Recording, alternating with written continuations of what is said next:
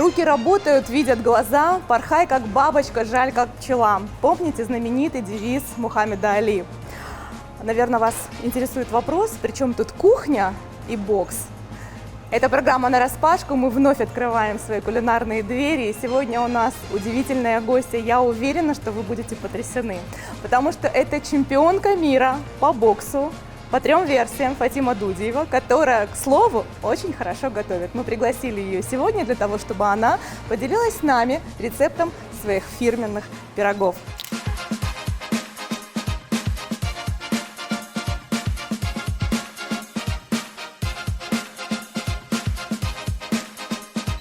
Фатим, добрый день. Добрый день. Спасибо большое, что приняли наше приглашение. Будем общаться на «ты». Да. Как правило, женщины, которые занимаются каким-то серьезным видом спорта, не всегда ассоциируются с кухней.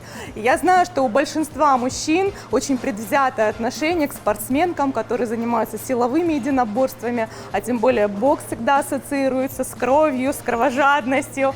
Естественно, наверное, вопрос, который задают часто: почему было выбрано это направление, почему именно этот вид спорта покорил. И, собственно, кухня и бокс – совместимые вещи. Видимо, сегодня мы это увидим.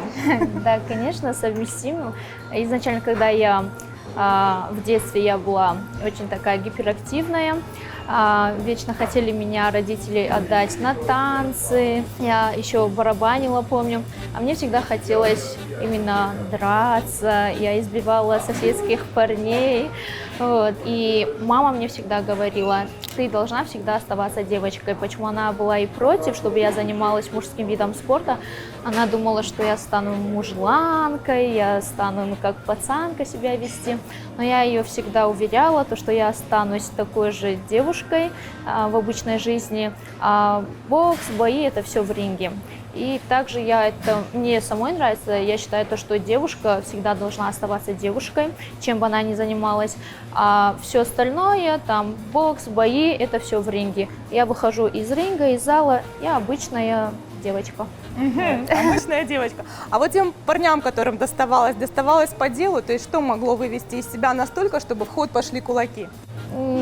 Не по делу тоже доставалось, если сейчас мне стыдно об этом говорить, но тогда мне лишь бы подраться. Вот если то есть каждый вечер к нам приходили к маме, вот она избила-то, вот. Тогда я этого не понимала, не осознавала, мне хотелось драться, мне хотелось властвовать, вот. Но сейчас, если бы у меня была такая дочка, я бы ее... Что было бы? Я даже представить не могу. А вот тебя как-то наказывали за какие-то такие шалости? Да, конечно, мама была очень строгая, да, очень. Но у меня, видимо, и характер такой, да, я слушалась, да, при маме я паинька, выходила и опять делала свое. Меня, что могло перевоспитать, это только спорт. Когда я начала заниматься уже спортом, я свою энергию начала направлять в правильное русло, и там на улице я даже не спорила уже, я говорила хорошо, и все, я супер спокойная стала, да, и мне даже бабушка моя говорила в детстве: «Кунамалин досубалаю куфенинджарга». Да, дожить бы мне до того момента, чтобы увидеть, с кем ты станешь. Да. И был момент, когда я уже все пошла в спорт, успокоилась, приезжаю к бабушке на выходные, и она у меня спрашивает: что с тобой? Я говорю: да ничего, все нормально. У тебя что-то болит? Я говорю: да нет, все хорошо. То есть я была настолько спокойная, она не могла в это поверить. Да. То есть, да, вот в какой-то момент я колоссально поменялась, я стала спокойной, уравновешенной, так скажем. Очень много вопросов, и обязательно буду спрашивать, с твоего позволения. Но вот сейчас заговорили про детство, и вопрос, который традиционно задаю каждому герою нашей программы. Какое любимое блюдо из детства, возможно, бабушка готовила или мама, которая вот осталась в памяти, и тебе вот при воспоминании вкусно до сих пор? Это у меня из детства и до сих пор. Я всегда обожала наши осетинские традиционные пироги. То есть и в спорте, когда меня спрашивают, там, какой допинг, мой допинг — это наши пироги. Я их обожаю. После боя я кушаю очень много пирогов, да, мясо, Но на пироги. фигурке это не отражается, да? Нет, Или потом ты потом обратно, отрабатываешь да, в зале? отрабатываем, конечно. Хорошо, спасибо. Будем готовить 3 пирога. И решили с разными, да, начинками мы Да. сегодня. Прежде чем мы приступим, я хочу обратиться к нашему зрителю. Мы снимаем в одном из самых лучших ресторанов нашего города. Есть замечательная компания Resto Stories, это сеть ресторанов и кафе. И в одном из них нас привечают уже второй раз ресторан «Умами». И вместе с нами сегодня параллельно из этих же ингредиентов, но какое-то невероятное блюдо будет готовить бренд-шеф ресторана Георгий Валиев. Георгий, присоединяйся к нам. Георгий, скажи, пожалуйста, как ты относишься, к женщине на кухне, понятно, наверное, хорошо, к женщине на ринге? У нас сегодня чемпионка мира по боксу. А в моем мире нет насилия, и поэтому... Ладно. Будет. Я хотела. Это снимается? Это круто. Нет, на самом деле традиционные кавказские мужчины, они всегда против того, чтобы... Хотя один из моих друзей, который в свое время участвовал в шестиугольнике, выходил на ринг, бои без правил, он говорил, что нет более кровожадной публики, чем женщины. Такое тоже есть. Женщины и дети, да. Женщины и дети. Но все-таки вот твое отношение к женщинам в борьбе, женщинам в большом таком спорте, серьезном спорте. Ну, самое главное, чтобы человеку нравилось, чем он занимается. Там какая разница, как я к нему отношусь. Если нравится человеку, и он горит этим, только в добрый путь. Скажи, пожалуйста, ты бы мог, у нас холостой шеф, мы все пытаемся которую программу его женить. Ты бы выбрал себе в спутнице жизни девушку, которая, скажем так, занимается серьезно боксом, Ну, смотря- борьбой? Нет. Нет? Там Боишься? постоянно держаться Боишься? на расстоянии вытянутой руки, поэтому...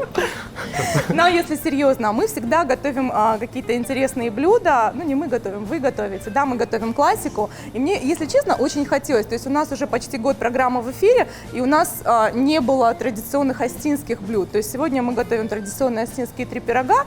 Мне было очень интересно посмотреть, что ты придумаешь и какую интересную версию 3 пирогов классического блюда ты нам покажешь. Что это будет? Сегодня мы зачем-то здесь собрались. Зачем? Ну, трудно сказать на самом деле. На душе грустно, а еду надо готовить вкусную. История касается 3 пирогов остинских, которые нужно как-то модернизировать надо.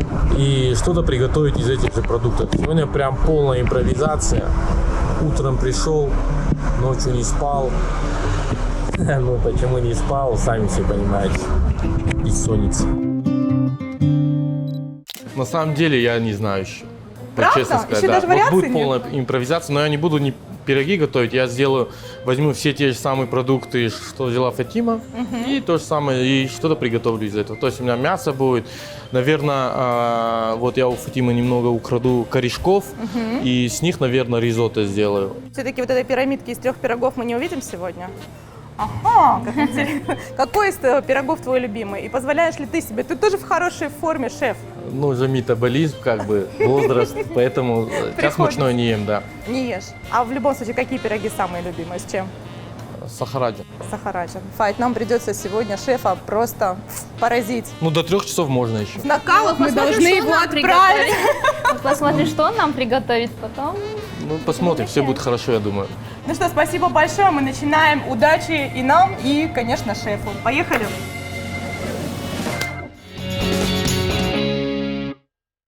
Ну что, Фатим, мы приступаем. Прежде хочу сказать о том, что все продукты предоставил наш партнер экомаркет Green Market. Надеюсь, будет вкусно, вернее, я в этом уверена. И у нас появился еще один партнер. Мне всегда приятно, когда наша программа вызывает у людей творческие порывы и желание посотрудничать. Вот мастерская деревянных изделий сама изъявила желание нам сегодня помочь и предложила свои изделия для того, чтобы мы могли вкусно, красиво готовить. И, собственно, для подачи тоже у нас такая интересная тарелочка. Так что, ребята, спасибо, будем сотрудничать. С чего мы начинаем? Мы начинаем с теста. Тесто у меня я приготовлю, как моя бабушка готовила. Вот, это у нас мука, соль, дрожжи сухие и водичка теплая. Кто-то готовит тесто с использованием яиц, кто-то готовит тесто с использованием молока. Мы все это не используем, как говорили, дона гондхуша, да, Дона тесто на воде. Так, как шеф, поскольку ты у нас сегодня на этой площадке главная, ты даешь мне какие-то задания, параллельно с тобой я пытаюсь что-то готовить. Все, я буду Да. готовить тесто, Мгм. замешивать, а вы, если можете, нарежьте мне, пожалуйста, вот. Да. Корешки отрезаем. Мгм. Вот можно на 2 пучка, чтобы вам легче было, или Да. на 3. Да. Корешки отрезаем, Мгм. вот так сжимаем и вот так нарезаем буквально Все. 2 миллиметра. Все мы готовим на глаз или какие-то есть пропорции? Я всегда готовлю на глаз. Ага. У меня у самой я открывала в Москве ресторан Ага. осетинской кухни. Почему я открыла? Я тоже всегда хотела, я жила в Москве 10 лет, и меня всегда угощали пирогами. Ну, И все было вкусно, да. невкусно, да? Не, вкусно, да, ну что-то не то, что-то не то. Я не понимала, в чем дело. Мгм. Вот. И всегда хотела открыть свой уголочек Осетии в Москве. Ну, давай уже тогда не буду делать вид, что я этого не знаю. Амазонка, да, так называется. пироги и это Амазонки. служба по доставке пирогов. И, собственно, вот бренд одежды, который сейчас на тебе представлен, Амазонка, это еще один твой проект. Как на все это хватает времени? Ну, вообще у меня по жизни есть одно правило. Главное желание. То есть, если есть желание, Ага. то можно успевать все.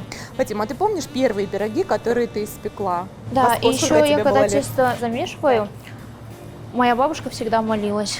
И я тоже, когда замешиваю, я молюсь про себя и не разговариваю. Ну, это у нас вот дома так готовить, да. Сегодня я буду с вами общаться, но обычно для себя, для дома, для стола мы готовим не разговаривая, а внутри про себя молимся. И моя мама так готовит, бабушка так готовила.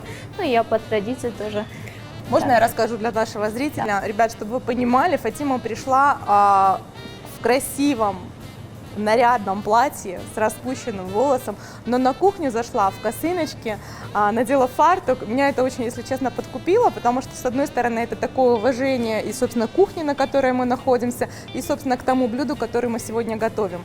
Ну, в Осетии понятна история 3 пирогов, значение 3 пирогов знает все и каждый. Сейчас они набирают популярность во всем мире, не только в России. Но, тем не менее, если кто-то будет смотреть нас за пределами Осетии, может быть, за пределами России, хочется сказать, что это всегда сакральный смысл, что это всегда определенное значение.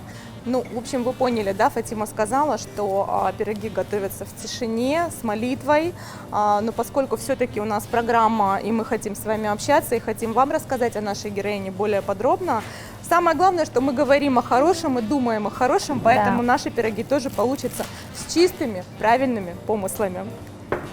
Так вот, во сколько приготовила свои первые 3 пирога, Фатим? Вы не поверите. Забирайте, шеф. Нам для вас ничего не жалко. Я свои первые пироги приготовила в 19 лет, когда я уехала в Москву жить одна. То есть у меня 2 сестры, мама, и я для них была как брат. Я все время дегустировала то, что они готовят.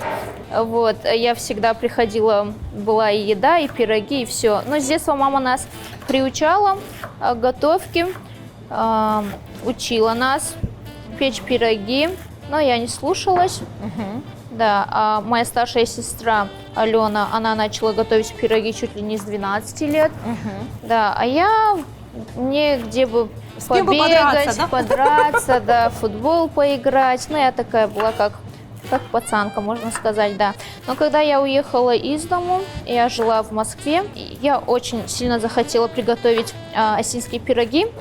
Просто сама смотрела на маму, как она готовит, на бабушку, вспомнила, что-то спросила и приготовила. А какие пироги с какой начинкой твои самые любимые? Мои самые любимые картофчин, фачан, Ага. олибах, Ну, сахараджин. практически все перечислили. Ну, Проще так и спросить, что есть. не любишь и не ешь, да? Так и есть. Ну, конечно, сейчас, когда иногда присылают фотографии из Москвы, я не знаю, какой-то там осетинский пирог с щавелем, например, да, или там что-то, Да. это бывает очень стыдно, потому что люди, которые это попробуют, будут думать, что это действительно так некрасиво и невкусно. Да, я же говорю, я когда открыла свой ресторан в Москве, тоже были Там начали мне советовать, добавь там пирог с курицей. Я говорю, нет, это мой уголочек Осетии, это да, традиционно, и я хочу готовить там именно то, что испокон веков мы готовили. То есть целью моей была там не заработать, просто чтобы я жила в Москве, тренировалась, и чтобы я могла прийти и как у себя дома в Осетии посидеть, покушать. У нас лавжа, осетинские пироги, салаты, чай горный наш. Когда-нибудь шла на такую стратегическую хитрость соперницы перед боем, отправляла 3 пирога для того, чтобы она набрала в весе и так ее сбить с дистанции? Нет, я отправляю только в нокаут. Предпочитаю. Вот ты помнишь свою самую первую победу? Вообще я знаю, что история твоего знакомства с нынешним тренером, она, наверное, схожа с историей «Малышка на миллион». Да? Ты рассказывала, что ты также приходила в зал, пытаясь привлечь его внимание. Если честно, мне очень сложно представить, что девушка получает удовольствие от того, что мутузит груша, а уж тем более живого соперника. Хотя, наверное, нужно попробовать, говорят, это хорошо снимает стресс, да? Да, на самом деле нужно попробовать, потому что очень многие девушки, ты их видишь, вот у меня даже подружки, там ты их видишь, что они вот стресс какой-то, нервничают. Я им просто говорю, приди в зал, я тебя потренирую. На самом деле ты выплескиваешь всю свою негативную энергию, и ты выходишь из зала счастливая. Я когда у меня травма бывает, когда я в зале не бываю, я стрессую, мне хочется выплеснуть все это. То есть для меня это, скажем, как зависимость, мой спорт. Вот. Вот если вернуться к вопросу о первой победе, вот самая первая победа и вот этот вкус этой победы, ты помнишь эти ощущения? Да, конечно. Ну, большая, может быть, победа, вот самая, может, какая-то для тебя принципиальная победа. Ну, на самом деле, каждый раз после боя, когда я выигрываю, руку поднимают, но я отталкиваюсь от того, как я провела бой. Мне понравилось, не понравилось, тренеру понравилось. То есть я себя все равно критикую, когда мне что-то не нравится. Я себя ругаю, я делаю работу над ошибками. Меня за это тренер тоже ругает. Не нужно на этом сильно зацикливаться. Нужно провела бой, отдохнуть. То есть было время, что я вообще не отдыхала. Я после боя шла опять тренироваться, работать над ошибками, так скажем. Вот. Но на самом деле нужно и отдыхать, потому что в один момент ты думаешь, что да, я смогу, все, но в один момент приходят травмы, то есть когда Вселенная тебе говорит, иди отдохни, ты не отдыхаешь, то она тебя наказывает, да, по чуть-чуть. Вот. А вот как ты любишь отдыхать? И умеешь ли ты отдыхать и расслабляться? Потому что человек, который всегда привык быть в движении, всегда, знаешь, такая вот воля к победе, желание побеждать, оно, мне кажется, вот им просто недоступно вот это чувство расслабления, спокойствия. Каждый раз, когда у меня бои проходят, у меня вот за границей, в Германии были бои, в Америке у меня крайние 2 боя были. Я после каждого боя всегда приезжаю в Осетию, уезжаю в горы, не одна, с друзьями, и отдых тоже у меня бывает гиперактивный. Да, конечно, мне хочется побыть и в тишине, но я ухожу 1 день, чтобы вообще там никого не видеть, природа наша, горы, вода. Если мне удается украсть этот день для себя, это бывает вообще наслаждение, а вообще я предпочитаю отдыхать с родными, с друзьями, потому что я и так их мало вижу, и каждый миг, каждый момент я хочу вот с ними провести, и это бывает для меня супер отдыхом. Бывает и отдыхом, и после этого отдыха мне еще нужен бывает отдых, когда я уже прихожу в режим, да. То есть, когда ты очень долго отдыхаешь, я начинаю скучать по режиму своему тоже. То есть, у тебя все по полочкам. А здесь приезжаешь, конечно, ты хочешь всех увидеть, тебя хотят все увидеть, всем нужно уделить внимание, и энергия тоже тратится, как ни крути, конечно. Да. Вот. Фатим, я посмотрела страницу в соцсетях, и, если честно, меня прям очень подкупила и тронула одна из фотографий. ты в Нью-Йорке, и подпись к этой фотографии от Заманкула, из села, откуда я родом, до Нью-Йорка, там условно миллиард шагов. Да. Но у меня получилось, я здесь, и у вас получится. Вот я сейчас говорю, у меня прям мурашки по И всему мне телу, также. такая мотивация очень крутая. Если вспомнить, девочка, в каком сознательном возрасте ты себя помнишь? Сколько было лет? 5, 6? Сознательный такой, осознанный С возраст. 4 лет С я 4 себя лет. помню. Вот 4-летняя девочка Фатима Дудиева. О чем она тогда мечтала? И что из этих мечт, желаний удалось сегодня воплотить в жизнь? Да, я была совсем маленькая. И там фильмы смотрели, мультики смотрели диснеевские. И я всегда, у меня старшая сестра, мы погодки, младшая, она на 4 года младше меня. Но старшая больше помнит мое детство, и я всегда с ней делилась. Я говорю, я хочу в Америку, я буду жить в Америке. Я представления не имела, что там будет, но я вот хотела, и с малых лет говорила об этом. Я прилетаю в Америку, я приземляюсь, выхожу с самолета и пишу своим родным, я все в Америке, приземлилась, все хорошо. И моя старшая сестра пишет мне огромный текст, то, что я вот помню, как-то в детстве говорила об этом, и сейчас, спустя какое-то время, ты там, где ты хотела быть. Я вообще забыла, да, я хотела всегда в Америку, я об этом знала, но я забыла свои разговоры в детстве, чем я делилась с сестрой.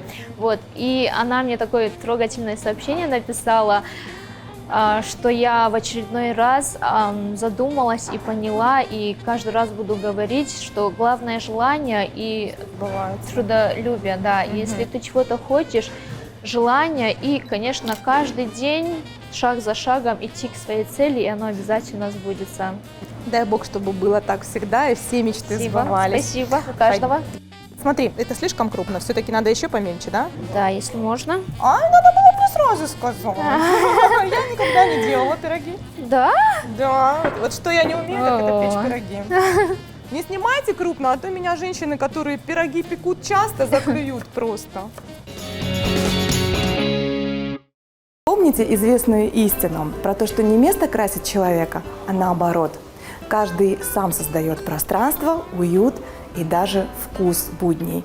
Там, где находится и где проводит время. Я люблю живую атмосферу теплого дома и все, что поддерживает состояние комфорта. Чтобы забота о близких была в удовольствие, а хлопоты в радость, нужны надежные помощники и удобные сервисы. Или точка на карте, в которой сходятся и исполняются все желания хозяйки. Как, например, в торговом центре «Альда», где собрана техника от лучших мировых брендов и все необходимое для комфортной, красивой жизни со вкусом, в пользу любого бюджета или интерьера. Для удобства и выгодных покупок в Альде создали гибкую систему скидок. Доступна рассрочка от магазина и банков-партнеров. А также периодически действуют акции и специальные предложения. Одно из главных достижений в работе с клиентами – собственный сервисный центр, где помогают быстро устранить любые неполадки. Альда предоставляет гарантию на всю технику и поддерживает работу гаджетов для дома даже через годы после приобретения. На втором этаже центра, в магазине «Домашний мир», я, как и многие женщины, теряю счет времени и теряюсь в разнообразии. Здесь представлена посуда для приготовления блюд и сервировки. Если готовите семейный ужин или большое торжество, найдете в «Домашнем мире» много интересных изделий, чтобы украсить стол и дополнить подачу стильными деталями декора. К тому же консультанты центра отлично разбираются как в настройках электропечей, так и в тонкостях росписи фарфора. Поэтому легко отвечают на вопросы и никогда не торопят с решением. В своем кулинарном шоу «Нараспашку» я люблю говорить с героями о семейных ценностях и домашних ритуалах. Знаю, эта тема из категории «личная» и рада, что они всегда открываются и доверяют мне. А я доверяю нашим надежным партнерам, потому что торговый центр «Альда» и магазин «Домашний мир» – это целая вселенная уюта или место, которое красит человека. Торговый центр «Альда», улица Пожарского, 4А. Мы проговорили про детские мечты, а мне все-таки хочется теперь узнать, о чем мечтает сегодня Фатима Дудиева. И что у нас будет сбываться, скажем, там лет через 5, через 10. В осознанном возрасте мечта это для меня, наверное, такое что-то, то, что ты не контролируешь. Что-то, что бы ты хотела от всего сердца, но не все от тебя зависит. Я мечтаю, чтобы дети никогда не болели. Я мечтаю, чтобы, да, о глобальном таком-то я мире. мечтаю. Цели – это то, что к чему ты можешь прийти самостоятельно, то, что зависит только от тебя. Цель у меня, дай бог, стать абсолютной чемпионкой мира. А сколько нам нужно для этого еще провести боев? Ну, главное не бои, главное попасть к чемпионам, кто держит эти пояса. Да, сейчас я была в Америке, у меня год не было боев, потому что я, как и говорила ранее, я тренировалась, после боя опять шла в зал, и вот Боженька сказал: Фатя, тебе нужно отдохнуть. Пошли травма за травмой, но предложения были очень хорошие. У меня 10 месяцев не было в Осетии, вообще в России. Не было, потому что я привыкла, мне нужно заслужить отдых, мне нужно провести бой и потом приехать отдохнуть. Каждый раз я думала, вот-вот, назначался бой, у меня травмы мои старые какие-то просыпались. Сейчас предстоит операция, у меня разрыв мениска на колене. Да, сейчас проведем операцию, дай бог, все хорошо будет, и в старт опять. Фатим, а мама, она прилетает на твои бои или смотрит их по телевизору? Вот у меня когда-то в эфире был в начале, в самом своей карьеры Мурат Гассиев, и я помню, брала интервью у мамы. Я говорю, я даже представить не могу, что вы чувствуете в тот момент, когда такие удары, вот там, не знаю, по лицу, по телу наносятся. Вот просто мама следит или она уже, не знаю, там молится в уголочке, как в кино, знаешь, а потом уже ждет результата. Мама моя вообще изначально была против, но сейчас уже она меня поддерживает, все, всегда переживает. И также я когда выступала по смешанным единоборствам, ММА, у меня был профессиональный бой мой в Москве. И вот она решила, так скажем, до этого она не посещала мои бои, но она решила сюрпризом ко мне приехать. Поддержать, да? Да, поддержать. Получается, я прошла взвешивание за день до боя, и я ждала свою сестру двоюродную в Москве, она должна была привезти мне после взвешивания пироги. Это уже такой ритуал, да? Да. Но сейчас я после боя кушаю, тогда еще кушала и перед боем, сразу после взвешивания. Вот. И получается, я открываю ей дверь, она заходит, сестра моя Лаура, следом за ней заходит мама. У меня вот такие глаза. И получается, всю ночь я не могла уснуть. Потом весь бой я искала ее глазами, как она, где она. То есть для меня это было очень сложно. На самом деле я не могла сконцентрироваться, да, потому что я знаю, какая она чуткая, как она переживает за все. И, естественно, я за нее переживала, и поэтому после этого боя я попросила ее не приезжать на мои бои. Вот. Потом уже по боксу начала, все. И вот у меня уже там 10-й бой в Питере. И она, видимо, опять хотела прилететь. До этого она все смотрела у нас, каждый бой, когда у меня бывает, родственники приходят к нам домой, и все собираются вместе, смотрят. Вот, но в Питер она опять решила удивить меня, прилететь, а я с ней по телефону разговариваю и уже понимаю, что это не то. Я говорю, мама, скажи мне, а мы не виделись тогда 4 месяца, я была в Германии, там бой провела, я тогда вот чемпионкой мира стала, пояса выиграла, потом я улетела в Узбекистан, там у меня сборы были, прилетела в Питер, то есть меня долго не было, видимо, она и соскучилась, вот, хотела прилететь. Я по разговору понимаю, что она куда-то собирается. Я говорю, мама, скажи мне честно, ты хочешь прилететь? Она говорит, нет. Я говорю, пожалуйста, скажи мне. И она говорит, ну да, я взяла. Я говорю, хорошо. Но я ей отказать ей не могла, потому что я и ее понимала, она хочет, все там, как бы, а ее не будет. Я говорю, хорошо, мама, прилетай, а у меня дядя тоже, дядя Дима был в Питере, он тоже прилетел на бой. Я говорю, я попрошу дядю Диму, чтобы до боя, ну, чтобы он тебя сопровождал, все, но чтобы мы не виделись, потому что я и сама Отвлекает соскучилась. это, да? Конечно, у тебя, когда ты готовишься к бою, у тебя бешеная энергия, как бы и ненависть, так скажем, убить соперницу, а тут приходит мама и ты такая Слушай, мамина вот, девочка. Скажи мне, пожалуйста, вот эта вот злость, откуда она берется? Вот я на тебя смотрю, хрупкое создание с потрясающей улыбкой, чудесными глазами. Откуда вот эта агрессия, ненависть к сопернику? То есть как ты в себе это пытаешься разбудить? Люди видят картину. А то, что у спортсменов происходит, как они идут к своим целям, этого практически никто не видит и не понимает, как спортсмен сам.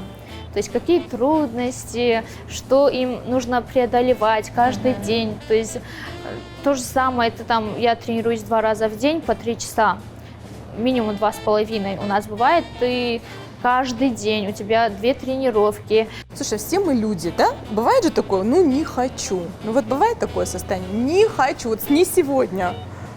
Нет? У меня не бывает. Нет? Это, я скажу так, когда ты занимаешься любимым делом, этого не хочу, твое не хочу, Не могу. Не могу, Хорошо. вообще нету выражения. Не хочу, да, есть не хочу, но твое не хочу отразится у тебя На в бою. результате. Да, то есть твое не хочу, ты сегодня отдыхаешь, твоя соперница тренируется. То есть каждый спортсмен сам себя, так скажем, подготавливает. И я считаю, что высоких вершин добиваются только дисциплинированные. У них как бы все время на счету, желание. Ну, и вот эта агрессия, она тоже, ты вот трудишься. И однажды мне мой брат сказал, выходя на ринг, там один хозяин, или ты, или тебя. И я, когда выхожу на ринг, естественно, я кроме себя там никого не вижу. То есть есть человек, которого нужно убрать, ну, А есть еще какая-то вот японская фраза, боюсь переврать, за точность не отвечаю, что еще до боя ты знаешь, победил ты или проиграл. То есть это все зависит от внутреннего настроя, состояния, нет, уверенности. До боя, не то, что до боя. Даже когда мне говорят, у тебя пока нет поражения, Пока. я говорю, в смысле? Вы чего? Ну, реально, у меня даже в мыслях нету. На самом деле, все от Бога. То есть ты делаешь все, что ты можешь. Главное быть честным перед собой, отдаваться полностью. Результат бывает уже от Бога, я так скажу. Потому что бывает и судьи, и очень многие... Ну, какие-то субъективные факторы, да? Да, но я всегда молюсь Богу, я чувствую то, что Бог всегда рядом, и я делаю все, что от меня зависит, стараюсь. А там уже результат, если, не дай Бог, он будет таким, его тоже нужно принимать достойно. Потому что... Будем надеяться, этот опыт все-таки останется я для даже тебя. трогать не хочу. Мы делаем тесто на 3 пирога, поэтому потом в конце программы обязательно распишем для вас пропорции. Итак, тесто готово? Тесто готово, его нужно отправить в теплое место, чтобы оно поднялось. Часа на 2, да? Часа на 2, да. И нужно будет его еще пару раз обмять. Так, давай. И мы сейчас отнесем на кухню в теплое место, а мы готовим начинку для пирогов. Да, все.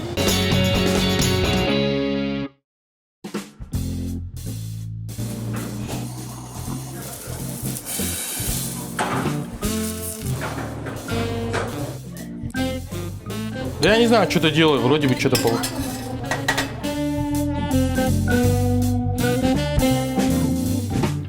Вкусная тема. Как дома. Что там, теперь иди. На. Вкусная тема? Серьезно. Сыр растить. Бабуся Хараджумбахот. Европейский интерпретации. Вот с такими мне приходится работать. На самом деле я каждый вечер выпиваю стакан молока. Вот просто мне, знаете, что хочется отметить? Мы все настолько избалованы различными кухонными гаджетами, мы всячески облегчаем себе жизнь. И блендеры, там, я не знаю, миксеры. Фатима это делает вручную, на терке, хотя ей предложили даже несколько видов блендера. Я вообще люблю готовить, на самом деле. Так скажем, я когда готовлю, я успокаиваюсь. Дает релакс кухня, да? Да. Мгм. Вот, то есть, и когда у меня нет желания, я не готовлю вообще. То есть, когда есть желание, и блюдо получается вкусным. А что кроме пирогов? Вот какое коронное блюдо от Фатимы Дудиевой любит твоя семья, твои друзья? Чем ты балуешь, когда находишься и дома, и не дома? Я очень люблю готовить завтраки. То есть Ага. завтрак для меня, я когда просыпаюсь, пойду зарядку поделаю, побегаю, прихожу и готовлю себе завтрак. То есть завтрак у меня бывает каша овсяная с фруктами, с ягодами.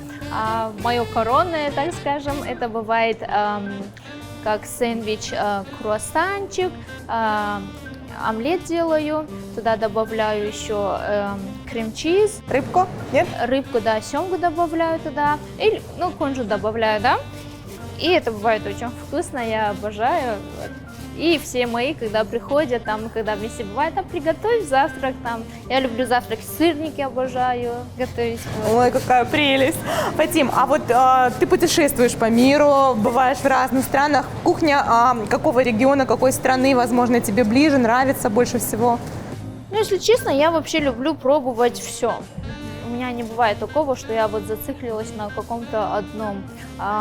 Я люблю итальянскую кухню, я люблю грузинскую кухню. Но это все равно к нам близко, мне кажется, нет? А вот, например, там паназиатская Вот, ну, кухня я или там люблю- индийская, вот то, что со Ну, специями, острое, перченое. Я обожаю мясо, то есть есть рестораны и в Европе, там, и в Америке, где ты приходишь, ты платишь только за вход, приходишь и тебе приносят мясо, только мясо, ну, там берешь салачки, что тебе нужно, мясо разного приготовления. Очень вкусно, я туда могу заходить после тренировки, потом еще на вечер. Да, также есть буфеты, где есть, ну, вот, азиатская кухня, то есть я люблю все пробовать. Также, когда я скучаю по нашим традиционным осетинским пирогам, мы можем с девочками приготовить, ну, как бы с подружками, где бы мы ни находились. Поэтому предпочтений так таковых нету. Я люблю все, я не капризная. Единственное, болгарский перец я не люблю. Мама с детства заставляла меня кушать болгарский перец, но так и не полюбила. А скажи, пожалуйста, мы говорили про первую победу. Ты помнишь, на что был потрачен твой крупный первый гонорар? Да, я все свои деньги, большую часть отдаю маме и делю на 3-4 сестрам, себе и бабушке. Вот.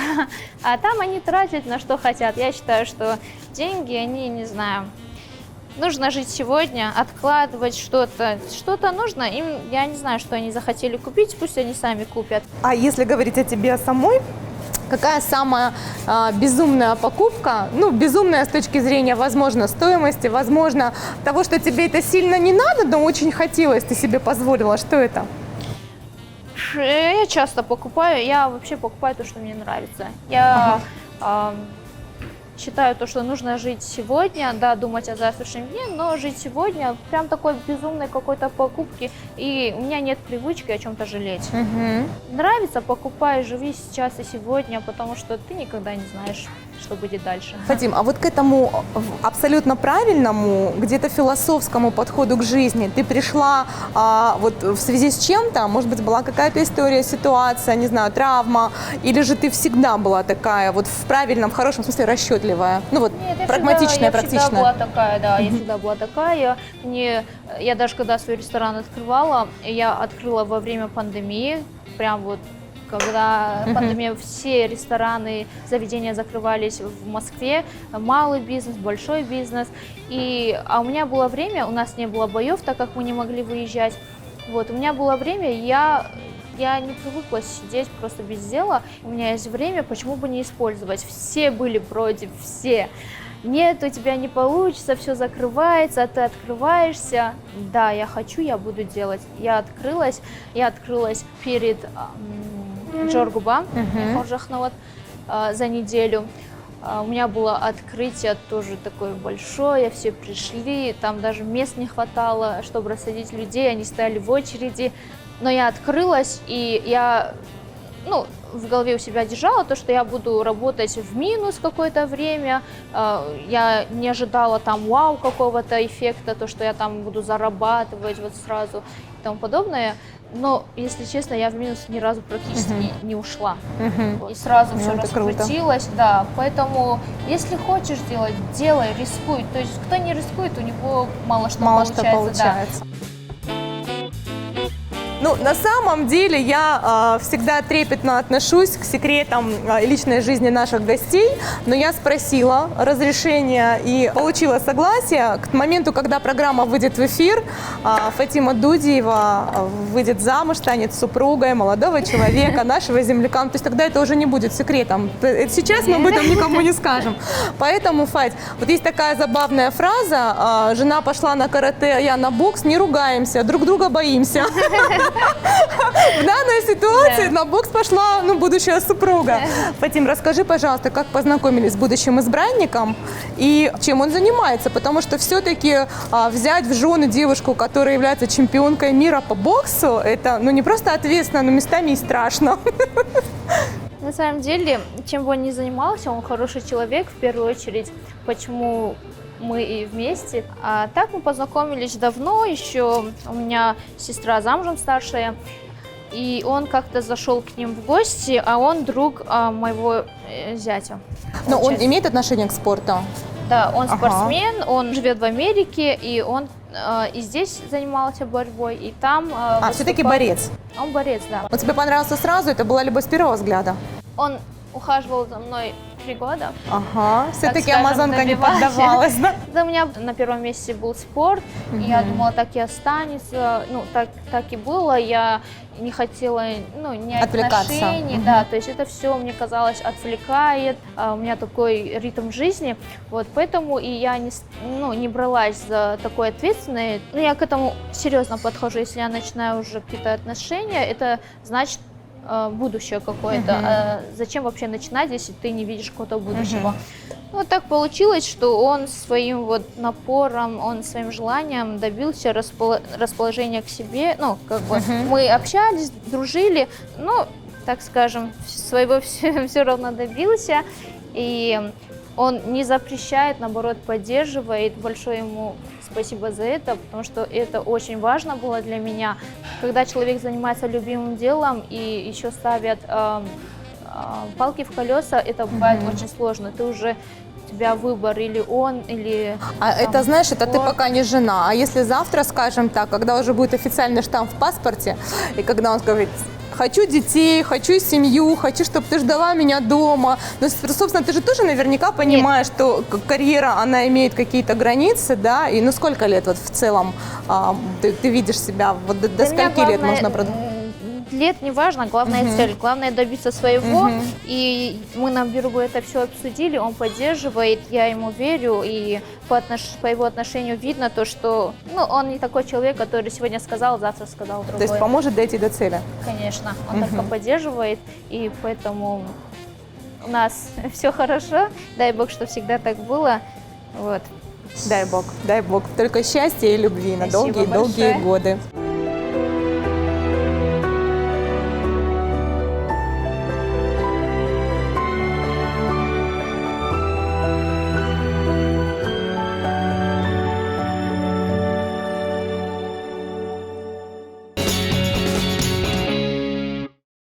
Говорят, спортсмены, народ суеверный, равно как и артисты, творческие люди. Есть какие-то приметы, в которые ты веришь? Может быть, есть что-то, что не делаешь перед боем, или наоборот делаешь перед боем? Может быть, есть какой-то талисман, который тебя сопровождает везде и всегда?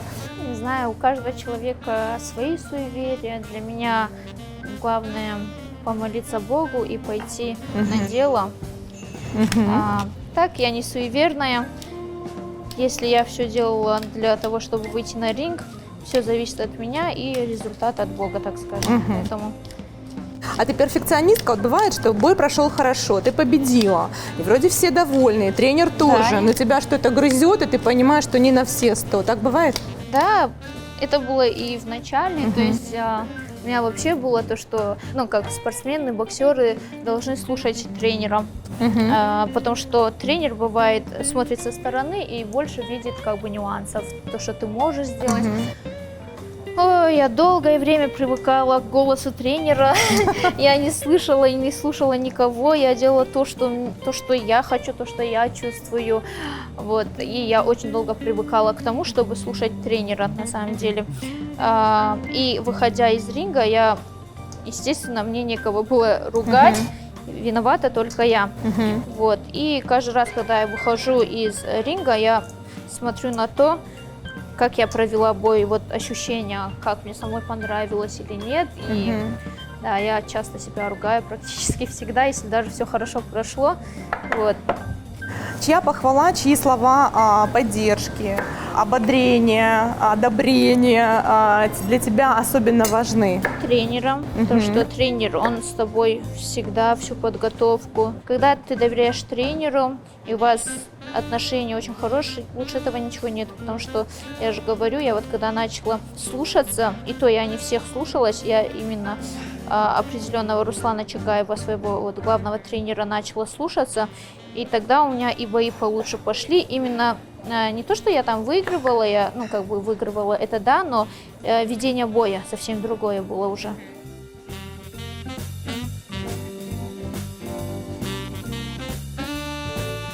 Я понимаю, что рано тебя об этом спрашивать, но вот по завершении спортивной карьеры, кем бы ты себя видела? Вот кем хочешь быть? Многодетной мамой. Ага, какая прелесть. Я хочу 11 детей. Мама родная. Дай бог. Мама родная, как круто. Да, я хочу заниматься семьей, но и также бизнесом. Мне нравится еще что-то придумывать, есть еще проекты у меня в голове, которые я хочу реализовать по завершению карьеры. Но первая и самая основная цель вообще по жизни – это иметь большую семью. Это очень классно. Мне кажется, это самое главное в жизни. Сюда еще добавляем водичку. Давай. Более сочный пирог у нас получился.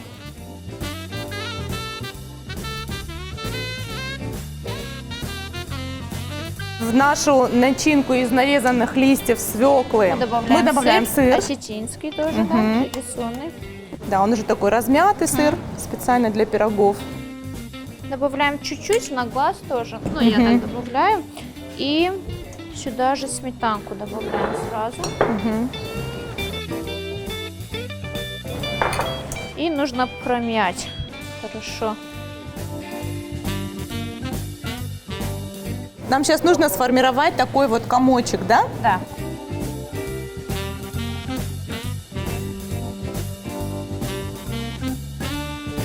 Это у нас начинка для основного традиционного пирога, у Алибаха, да, пирог с сыром. И здесь у нас сыр и сметанка. Сейчас посмотрим по вкусу, добавим соль, если нужно будет. Если сыр у нас тоже бывает или малосоленый, или соленый. По-моему, он совсем не соленый, вот по ощущениям. Не соленый, да? Нет, вообще не соленый, поэтому прям соль нужна.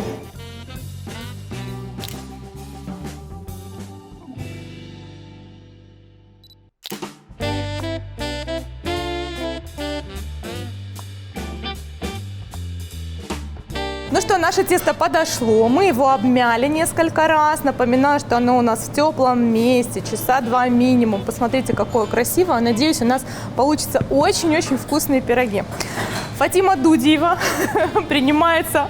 Сегодня она все делает сама, я практически просто сопровождаю вербально, да, скажем так, нам процесс. тесто разделить на 3 пирога. Глаз-алмаз просто вот так одним движением.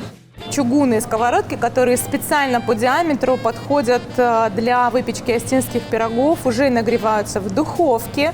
Духовка у нас должна быть минимум 270-300 градусов, да, то есть максимальная температура.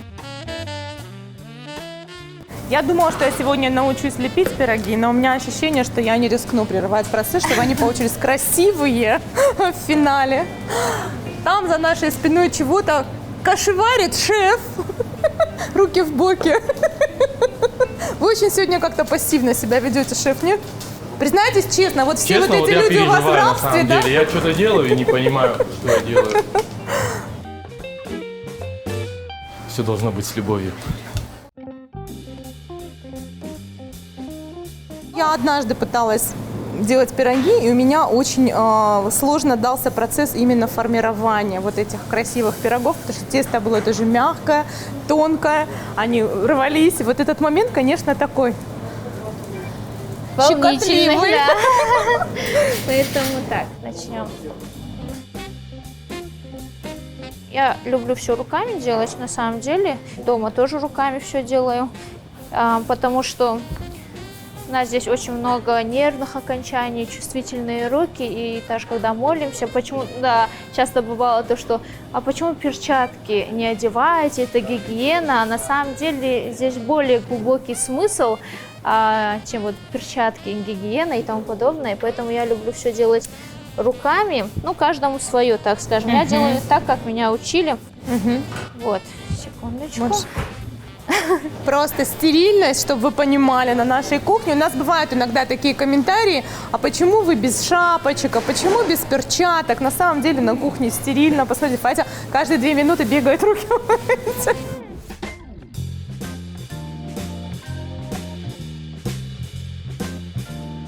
Взяли горячую сковородку, и сейчас Фатима будет формировать пирог уже на ней. Присыпаем немножко мукой. И перекладываем пирог сюда уже. Хорошо. Как комментатор здесь- боев, я комментатор. И уже Выпечки здесь на пирогов. сковородке формируем. Многие формируют здесь на кругу уже и потом перекладывают. А мне так удобнее, поэтому я делаю так. Из середины Правильно распределяем, Изнутри, да. да, чтобы оно было равномерно распределено. С серединки идем к краям. У нас пышный такой пирог получился. так делаем здесь. Углубление в центре, да, небольшой надрез. Самое главное, чтобы вкусный был. Да, это точно. Многие любят потоньше, многие потолще. Тоже на вкус и цвет. Не боимся. Распределяем на весь диаметр. Твое «не боимся» сразу заставляет меня задать вопрос. Понятно, что чемпионка, понятно, что всегда сильная, понятно, что амазонка, но есть какие-то страхи, которые тебе свойственны? Вот чего в жизни ты боишься? Кошек. Да ладно? Ну ладно. Значит, кошек это которые тигры, пумы и Нет, так далее, пантеры. тигров я обожаю. Маленьких кошечек, которые С чем ходят это на улице. связано? Не знаю. У То нас... есть не детская какая-то вот фобия, Возможно, страх и или- детская, Ага. да, потому что у нас в детстве бабушка их тоже не любила, и, возможно, нам тоже это передалось.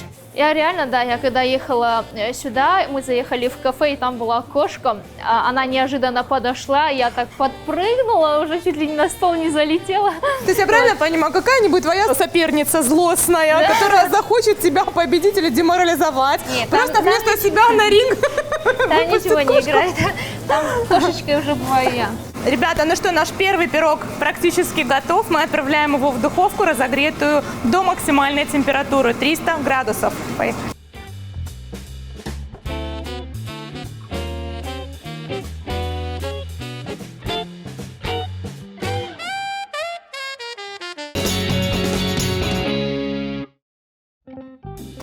Друзья мои, пошел второй пирог. Второй пошел, так будет правильней. И мы делаем пирог сахараджен. Осетины, конечно, знают и поймут. А для людей, которые живут за пределами Осетии, это пирог с листьями свекольной ботвы или свекольная ботва и сыр.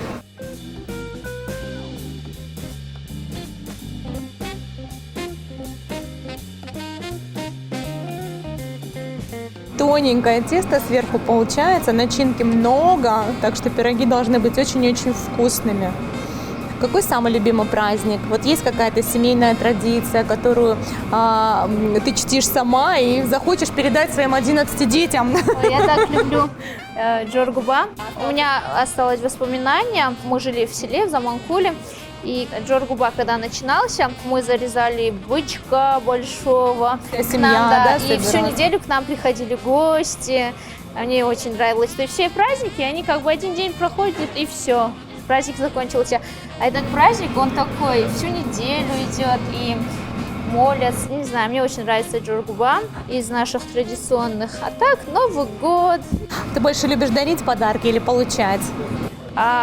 Я люблю и дарить, и получать. Какой самый необычный подарок, самый трогательный подарок? Возможно, от поклонников твоего профессионального мастерства, да? Я не знаю, есть какие-то фан-клубы, фан-зоны, когда ты выступаешь? Вот есть люди, которые за тобой путешествуют от арены до арены? Да, на самом деле у меня очень такие Доброжелательные фанаты? доброжелательные фанаты, да, которые всегда меня хотят удивить своими подарками. Было время, я тренировала детей здесь в Осетии и параллельно тренировалась. Вот, они мне дарили всегда такие необычные подарочки, но больше всего из всех подарков мне что запомнилось. Я как-то из Германии летела в Екатеринбург. Вот, и Германия, получается, Италия, и потом Екатеринбург, я летела на бой. Я останавливаюсь в Италии, выхожу и просто снимаю, вот я здесь, в Италии, все. И мне подписчик пишет: извините, а скажите, пожалуйста, а вы еще там находитесь? Я думаю, ну, я где-то в Италии, в аэропорту.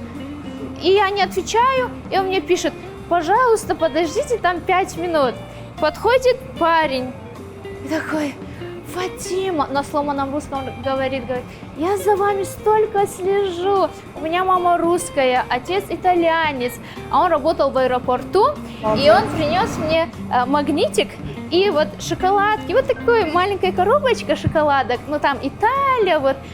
Они у меня до сих пор дома, эти шоколадки никто не тронул, но вот такая память какая-то трогательная. Это очень трогательно, да, конечно. То есть у меня, я даже когда вспоминаю, мурашки по телу, потому что на самом деле, чем больше ты живешь, чем больше ты, так скажем, ездишь, тем ты понимаешь, что насколько мир тесен. Вот я бы и подумать никогда не могла, что там где-то в Италии, в аэропорту, где я на 2 часа, да, вот.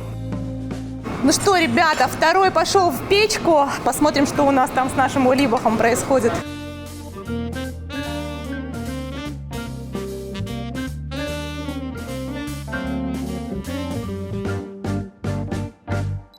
Наш третий пирог с мясом, ну, наверное, самый долгожданный всеми мужчинами на нашей съемочной площадке. Все любят фэтчун. Я тоже. И ты тоже? Ну да, Фатя нам говорила о том, что она мясоед. Шеф, то есть ты мучной вообще не ешь, да? Как хорошо.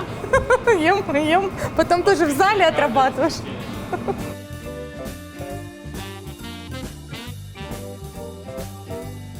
Смотрите, вот такой у нас сейчас будет пирог с декором.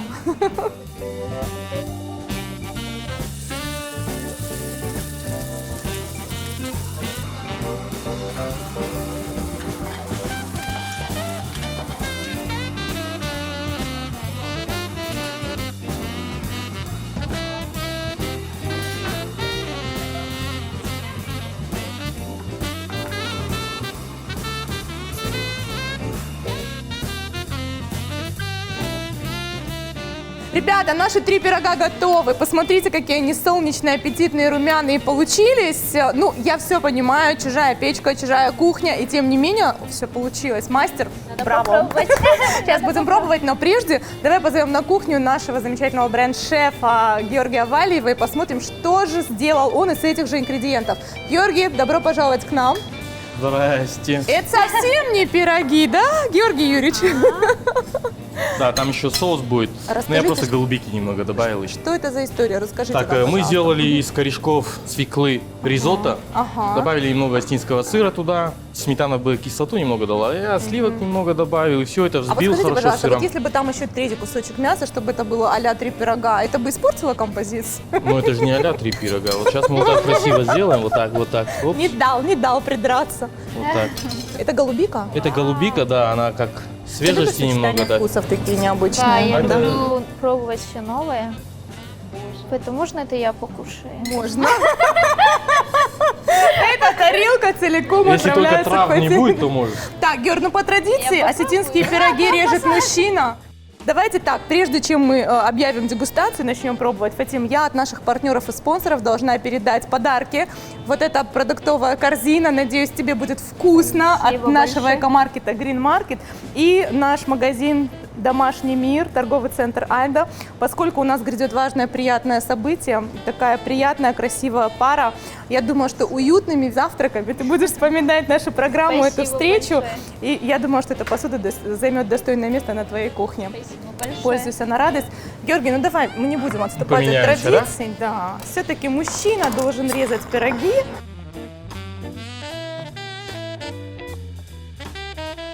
Хорошо, что я уже буду замужем. Когда этот эфир выйдет, то посмотрят на пироги, скажут, не берем. Итак, Ты должна это попробовать и обязательно вынести какой-то вердикт нашему шефу. Прям вот а пробуй. сперва ты скажи. Ну давай сделай вид, что это вкусно. Вот тебе безумно просто. Георгий, моргни, если тебе тут угрожают, да? Самый главный дегустатор здесь. Мне нравится, когда сочетают что-то несочетаемое в блюдах. Кому-то это не нравится, кто-то любит просто одно и то же кушать, а мне нравится, когда там добавляют клубнику, грушу в мясо или куда-то еще. Это очень вкусно на самом деле. Ладно, так уже быть, я тебя тоже похвалю. В общем, вот такой вот у нас импровизированный баттл между бренд-шефом ресторана «Умами» и Фатимой Дудиевой завершился. Как это сказать, Фатя, ничья бывает в боксе? Вряд ли, да? Бывает, Ничья? бывает, да. Бывает. Ну, выиграла я, но он тоже. Мы сегодня услышали от тебя очень много мотивационных идей. Мне кажется, для многих ребят, которые сегодня делают выбор, возможно, в профессии, возможно, в жизни, ты являешься таким ориентиром, стимулом, примером, хорошим примером по тому, как достигать своей цели и идти вперед. Может быть, что-то, что хочется сказать, пожелать и себе, и ребятам, нашим зрителям. Фать, вперед! Но мне всегда хочется в первую очередь желать здоровья. Здоровья на первом месте, чтобы все были здоровы. И главное, верьте в себя.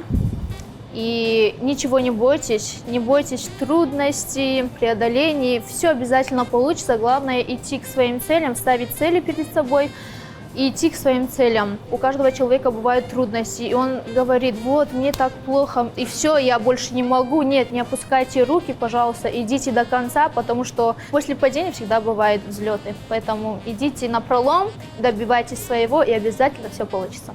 Вот такая она нежная, красивая, сильная и еще и такая умелица, чемпионка мира по боксу Фатима Дудиева. Шеф, подытожь какие-то Но важные все слова. было безумно вкусно, конечно.